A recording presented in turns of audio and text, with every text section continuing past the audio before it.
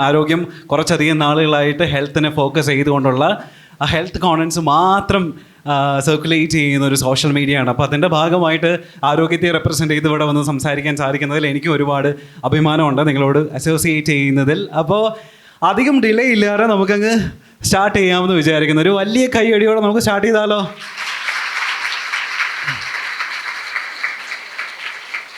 അതിപ്പോൾ ബേസിക്കലി ഒരു health podcast ചെയ്യുന്ന സമയത്ത് നിങ്ങൾ 17-18 ഏജ് ആയിരിക്കുമല്ലോ. ബേസിക്കലി എല്ലാവർക്കും ഒരു 20 ഏജിന് താഴെ ആയിരിക്കും ഇവിടെ എൻ്റെ ഫ്രണ്ടിലേക്കുന്ന കുട്ടികൾക്ക് ഞാൻ വിചാരിക്കുന്നു. 22 അല്ലേ? ഓക്കെ, കുറച്ച് കുട്ടികൾ. സോറി 40 ഉണ്ട് അല്ലേ? 45. മാമിനെ കണ്ട പക്ഷെ പ്രായം തോന്നിക്കില്ല, അതുകൊണ്ട് ഞാൻ ഏജ് മറന്നു. അപ്പോൾ യൂഷ്വലി ഇവിടെ ഏത് ഡിപ്പാർട്ട്മെൻറ്റ് സ്റ്റാർട്ട് ചെയ്യണമെന്ന് ചോദിച്ചാൽ നിങ്ങൾ എപ്പോഴും പറയുക ഡെർമറ്റോളജി സ്റ്റാർട്ട് ചെയ്യണമെന്നായിരിക്കും. നമുക്ക് ഡെർമറ്റോളജിയിൽ നിന്ന് സ്റ്റാർട്ട് ചെയ്യാമെന്ന് തോന്നുന്നു. അത് കുറച്ചും കൂടെ ഇപ്പോഴത്തെ പ്രായത്തിലുള്ള കുട്ടികൾക്ക് കുറച്ചും കൂടെ അറിയാൻ ക്യൂരിയസ് ആയിരിക്കും.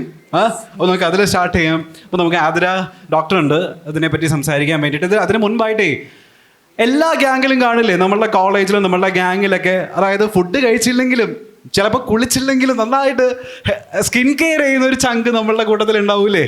ഉറപ്പായിട്ടുണ്ടാവില്ലേ അല്ലേ? അങ്ങനെ ഒരു ചങ്കിന് പെട്ടെന്ന് ഞാൻ ചോദിച്ചു കഴിഞ്ഞാൽ നിങ്ങൾക്ക് സജസ്റ്റ് ചെയ്യാൻ ആരെങ്കിലും ഉണ്ടോ നിങ്ങളുടെ കൂട്ടത്തിൽ? ചൂണ്ടിക്കാണിച്ചാൽ മതി. ആരാ അത്? എവിടെ അല്ലേ? ഒന്ന് എഴുന്നേറ്റേക്കോ. നമുക്ക് അഭിമാനത്തോടെ എഴുന്നേറ്റിക്കണം. പേരെന്താ? ഫാത്തിമ ഒരു മൈക്ക് ഒന്ന് ഫോർവേഡ് ചെയ്യുക ആ കുട്ടിക്ക്. അസ്നയുടെ റൊട്ടീൻസ് ഒന്ന് പറയുമോ? സ്കിൻ റൊട്ടീൻസ് രാവിലെ ആണെങ്കിൽ ഫേസ് വാഷ്, വേറെ ഏതെങ്കിലും പച്ചില മരുന്നുകളൊക്കെ ചീമക്കൊന്നൊക്കെ എടുത്ത് തേക്കോ? മുൾട്ടാണി വെള്ളി തേക്കും, കേട് തേക്കും. അത്രയൊക്കെ ഉള്ളൂ.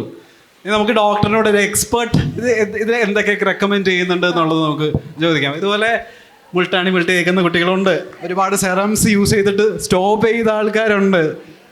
ചില ആൾക്കാർ ഈ പറഞ്ഞ പോലെ മോയ്സ്ചറൈസർ സൺസ്ക്രീനിൽ ഒതുങ്ങുന്ന ആൾക്കാരുണ്ട്. എന്തൊക്കെ സ്കിൻ കെയർ മിസ്റ്റേക്സ് ആണ് യൂഷ്വലി ഈ പ്രായത്തിലുള്ള പെൺകുട്ടികൾ അല്ലെങ്കിൽ നമ്മൾ യൂഷ്വലി ഉണ്ടാക്കുന്ന മിസ്റ്റേക്സ് എന്തൊക്കെയാ?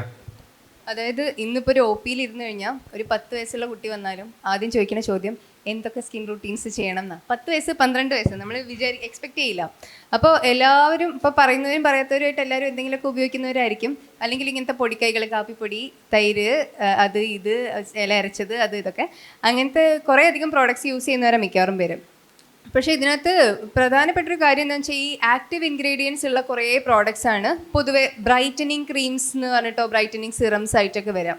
നമ്മളിത് കുറേ പേരൊക്കെ ഭയങ്കര ഒബ്സസ്ഡ് ആണ് ഈ ഫെയർനെസ്സിനോട്. ഈ ഫെയർനെസ്സിനോടുള്ള ഒബ്സഷൻ കൊണ്ട് വരുന്ന പ്രശ്നം എന്താണെന്ന് വെച്ചാൽ ഈ പറഞ്ഞ ആക്റ്റീവ് ഇൻഗ്രീഡിയൻസ് ഒക്കെ കുറേ അധികം കൂടുതൽ ഉപയോഗിക്കുക, കൂടുതൽ എക്സ്ഫോളിയേറ്റ് ചെയ്യുക. ഇങ്ങനത്തെ ഈ പറഞ്ഞ തൈരും കാര്യങ്ങളൊക്കെ ശരിക്കും പറഞ്ഞാൽ മൈൽഡ് എക്സ്ഫോളിയൻസാണ്. നാരങ്ങ നീര് തേക്കുക, ഇതൊക്കെ ഭയങ്കര കോമൺ ആയിട്ട് കാണുന്ന മിസ്റ്റേക്സാണ്. ഇതൊക്കെ ഈ പറഞ്ഞ പോലെ അലർജി ഉണ്ടാക്കാൻ ഏറ്റവും കോമൺ ആയിട്ട് ഉണ്ടാവുന്ന റീസൺസ് ഇതൊക്കെയാണ്. ഈ ആക്റ്റീവ് ഇൻഗ്രീഡിയൻസ് കൂടുതൽ ഉപയോഗിക്കുന്നത്. നാരങ്ങ നീരൊക്കെ നമ്മുടെ സ്കിന്നിന് മോശമാണോ?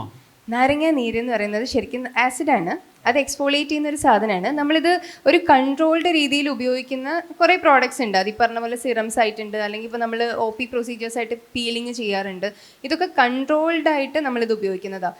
മറ്റേത് ഈ റോ മെറ്റീരിയൽസ് നമ്മൾ ഫേസ് എന്ന് പറയുന്നത് വളരെ സോഫ്റ്റ് ആയിട്ടുള്ള സ്കിന്നാണ്, സൂക്ഷിച്ച് ഹാൻഡിൽ ചെയ്യേണ്ട സാധനമാണ്. അങ്ങനെ അല്ലാതെ ഉപയോഗിക്കുമ്പോൾ ഈ പറഞ്ഞ പോലെ സ്കിന്നിന് ഡാമേജ് വരിക ചെയ്യാം. പിന്നെ എത്ര നിങ്ങൾ കൂടുതൽ എക്സ്ഫോളിയേറ്റ് ചെയ്യുമോ അതിനനുസരിച്ച് സ്കിന്ന് തിന്നാവുന്നതിനനുസരിച്ച് പിഗ്മെൻറ്റേഷനും ബാക്കി വേറെ കുറേ പ്രശ്നങ്ങളും, കൂടുതൽ സ്കിന്ന് സെൻസിറ്റീവ് ആവുക, വെയിലത്തിറങ്ങിയ പ്രശ്നങ്ങൾ വരിക, ഇതൊക്കെ കോമൺ ആയിട്ട് കാണുന്ന പ്രശ്നങ്ങളാണ് ഈ സ്വന്തമായിട്ട് ട്രീറ്റ്മെൻറ്റ് എടുക്കുമ്പോൾ. ഇതിൽ ഒരു സ്കിൻ റുട്ടീൻ എന്ന് പറയുമ്പോൾ അതിൽ ബേസിക് ആയിട്ട് വരുന്ന കാര്യങ്ങൾ ഒരു സ്കിൻ ക്ലെൻസിങ് ഏജൻറ്റ്, അത് ഫേസ് വാഷ് ആവാം അല്ലെങ്കിൽ ക്ലെൻസർ ആവാം. പിന്നെ സെക്കൻഡ് എന്ന് പറയുന്നത് മോയ്സ്ചറൈസേഷനാണ്. ഇത് എല്ലാവരും ചെയ്യേണ്ട കാര്യങ്ങളാണ് ഞാൻ പറയുന്നത്. അതായത് സ്കിൻ റുട്ടീൻ ചെയ്യാൻ താല്പര്യം ഉണ്ടെന്നുണ്ടെങ്കിൽ യു സ്റ്റാർട്ട് വിത്ത് ദിസ്. ഒരു ക്ലെൻസർ, മോയ്സ്ചറൈസർ, പിന്നെ പ്രൊട്ടക്ഷൻ മീൻസ് സൺസ്ക്രീൻ. ഈ 3 കാര്യങ്ങളാണ് ശരിക്കും സ്കിൻ റുട്ടീൻസിലെ ഏറ്റവും ബേസിക് ആയിട്ട് വരുന്ന കാര്യങ്ങൾ. Once you start something then start with this. പിന്നെ കൂടുതലായിട്ട് പ്രോഡക്റ്റ്സ് യൂസ് ചെയ്യുമ്പോൾ എപ്പോഴും പ്രിഫറബിളി കൺസൾട്ട് ചെയ്തിട്ട് ചെയ്യാം. എന്ന് വെച്ചാൽ ഓരോരുത്തരുടെയും സ്കിന്ന് ഡിഫറെൻ്റ് ആണ്. അതിനനുസരിച്ചുള്ള പ്രോഡക്റ്റ്സ് ആണ് എപ്പോഴും നല്ലത്. അതിനനുസരിച്ചുള്ള കോൺസെൻട്രേഷൻ, അതിനനുസരിച്ചുള്ള രീതിയിലുള്ള പ്രോഡക്റ്റ്സ് യൂസ് ചെയ്യാം. ഈ നാരങ്ങയൊക്കെ യൂസ് ചെയ്യുന്ന കുട്ടികളുണ്ടെന്നുണ്ടെങ്കിൽ ഒന്ന് ശ്രദ്ധിച്ചു കേട്ടാ. ഒരു മയത്തിലൊക്കെ അല്ലേ അത് ഉപയോഗിക്കാനൊക്കെ. ഇപ്പോൾ റെറ്റിനോളൊക്കെ യൂസ് ചെയ്യുന്ന ആൾക്കാരുണ്ടായിരിക്കും. ഇവിടെ എനിക്കറിയാം ഈ കൂട്ടത്തിൽ തന്നെ റെറ്റിനോളൊക്കെ യൂസ് ചെയ്യുന്ന അല്ലേ അസ്നെ അല്ലേ? റെറ്റിനോളൊക്കെ നമ്മൾ പണ്ട് ഉപേക്ഷിച്ചതാന്നൊക്കെ അല്ലേ? പക്ഷേ ഈ റെറ്റിനോളൊക്കെ ഈ ആൻറ്റി ഏജിങ്ങിന് ഇപ്പോൾ ഈ 22 വയസ്സുള്ള കുട്ടികളല്ലേ നമ്മുടെ ഫ്രണ്ടിലിരിക്കുന്നത്, അവരൊക്കെ ഉപയോഗിക്കേണ്ട ആവശ്യമുണ്ടോ? അല്ലെങ്കിൽ ഈ ആൻറ്റി ഏജിങ് സ്കിൻ കെയർ നമ്മൾ ഏത് ഏജിൽ സ്റ്റാർട്ട് ചെയ്യേണ്ടതുണ്ട്? Anti aging starts at the age of early 30s usually ഏജിങ്ങിൻ്റെ സ്കിൻ ചേഞ്ചസ് നമ്മൾ കാണാം. അതും ഈ പറഞ്ഞ പോലെ ആൾക്കാർക്കനുസരിച്ച് 40s ഒരു സ്കിൻ ചേഞ്ചും ഇല്ലാത്ത ആൾക്കാരുണ്ട്, ഫ്രഷ് ആയിട്ടിരിക്കുന്ന ആൾക്കാരുണ്ട്. യൂഷ്വലി കാണുന്നത് ഏർലി 30s ഏജിങ് സ്റ്റാർട്ട് ചെയ്യാം. ഇതിൽ ഈ സ്കിൻ കെയറിൽ ഒരു 2 പാർട്ട് എന്ന് പറഞ്ഞാൽ ഒന്ന് പ്രിജുവനേഷൻ ഉണ്ട്, ഒന്ന് റെജുവനേഷൻ ഉണ്ട്. പ്രിജുവനേഷൻ മീൻസ് നമ്മൾ ഏജിങ് പ്രിവെൻറ്റ് ചെയ്യാൻ വേണ്ടി usually early 20s preferably start ചെയ്യാവുന്ന സ്കിൻ കെയർ. അതായത് ഇപ്പോൾ അത് സ്റ്റാർട്ട്സ് വിത്ത് ഈ പറഞ്ഞ 3 കാര്യങ്ങൾ: ക്ലെൻസിങ്, മോയ്സ്ചറൈസർ, സൺസ്ക്രീൻ ഉണ്ട്.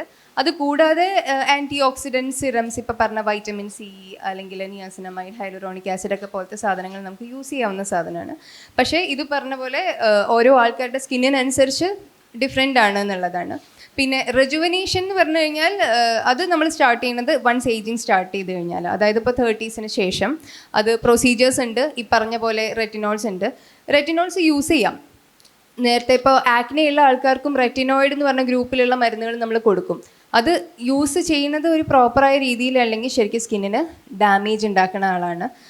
ഇപ്പോൾ ഒരു പ്രശ്നമില്ലാത്ത ഒരാളാണെന്നുണ്ടെങ്കിൽ weekly 1 or 2 is enough retinols anti ഏജിങ്ങിന്. അതിൽ കൂടുതൽ ആവശ്യം ഇല്ല. ചില ആൾക്കാരുടെ സ്കിന്നിനനുസരിച്ച് കോൾ സ്കിന്നാണ് അല്ലെ തിക്ക് സ്കിന്നാണ്, ചേഞ്ചസ് കൂടുതലുണ്ടെങ്കിൽ നമ്മൾ റെറ്റിനോൾസ് കൂടുതൽ കൊടുക്കും. അതല്ലാതെ അതിൽ കൂടുതൽ ആവശ്യമില്ല റെറ്റിനോയിഡ് ഗ്രൂപ്പ് ഓഫ് മെഡിസിൻസ്. ഈ വൈറ്റമിൻസ് എനിക്കും ഇതുള്ള ഏജ് കാറ്റഗറി ഉണ്ട്, അതായത് ഇന്ന ഏജിൽ സ്റ്റാർട്ട് ചെയ്യാൻ പാടുള്ളൂ എന്നുണ്ടോ വൈറ്റമിൻസിനും ഹൈലറോണിക് ആസിഡിനൊക്കെ? ഇല്ല, വൈറ്റമിൻ സി, ഹൈലറോണിക് ആസിഡ് ഒക്കെ ശരിക്കും പറഞ്ഞാൽ സ്കിന്നിന് ജസ്റ്റ് ഒരു ഹെൽത്ത് കീപ്പ് ചെയ്യാൻ വേണ്ടിയിട്ടുള്ള സാധനമാണ്. വൈറ്റമിൻ സി ഒരു ആൻറ്റി ഓക്സിഡൻറ്റ് ഏജൻ്റ് ആണ്. അത് നേരത്തെ സ്റ്റാർട്ട് ചെയ്യുന്നതിന് പ്രശ്നമില്ല. ഈ പറഞ്ഞ പോലെ ഇതിൻ്റെ പെർസെൻറ്റേജ് മാറ്റർ ചെയ്യുന്നുള്ളതാണ്. ഇപ്പോൾ ഭയങ്കര ആക്നെ പ്രോൺ ആയിട്ടുള്ള സ്കിന്നാണ്, നിങ്ങൾക്ക് ഫ്രീക്വൻ്റ് ആയിട്ട് പിമ്പിൾസ് ഉണ്ടാകുന്ന ഒരാളാണെന്നുണ്ടെങ്കിൽ വൈറ്റമിൻസ് യൂസ് ചെയ്യുമ്പോൾ എപ്പോഴും ഒന്ന് കെയർഫുൾ ആയിട്ടിരിക്കുക. പിന്നെ കോമൺ ആയിട്ട് നമ്മൾ കാണുന്ന ഒരു പ്രശ്നം എന്ന് പറഞ്ഞാൽ വൈറ്റമിൻ സി യൂസ് ചെയ്ത് പുറത്തിറങ്ങുമ്പോൾ ഒരു ഡൾനെസ് ഫീൽ ചെയ്യുക. അത് ചില ആൾക്കാർക്കെങ്കിലും ആ ഒരു പ്രശ്നം ഉണ്ടാവാറുണ്ട്. വൈറ്റമിൻ സി കണ്ടന്റ് ഉള്ള സൺസ്ക്രീൻസ് യൂസ് ചെയ്യുമ്പോൾ ഡൾനെസ് കൂടുതൽ ഫീൽ ചെയ്യുക, ഇതൊക്കെ ഉണ്ടാവാറുണ്ട്. വൈറ്റമിൻ സി അങ്ങനെ ഒരു കുഴപ്പമില്ലാത്ത മോളിക്യൂളാണ്, പ്രശ്നം അധികം ഉണ്ടാക്കാത്ത ആളാണ്. പക്ഷേ ഒരു ആക്റ്റീവ് ഇൻഗ്രീഡിയൻ്റ് ആണ്. സെൻസിറ്റീവ് സ്കിൻ ആണെങ്കിൽ can cos irritation. Thank you. ഇത് പറഞ്ഞപ്പോഴാണ് ഞാൻ മാമിൻ്റെ സ്കിന്നൊന്ന് ശ്രദ്ധിക്കുന്നത്. എന്തൊരു ക്ലിയർ സ്കിന്നാന്ന് നോക്കിയേ ഡോക്ടറിൻ്റെ അല്ലേ? ഡോക്ടറിന് വേണമെങ്കിൽ നമുക്കൊരു കൈയടി കൊടുക്കാം. അടിപൊളിയായിട്ട് സ്കിൻ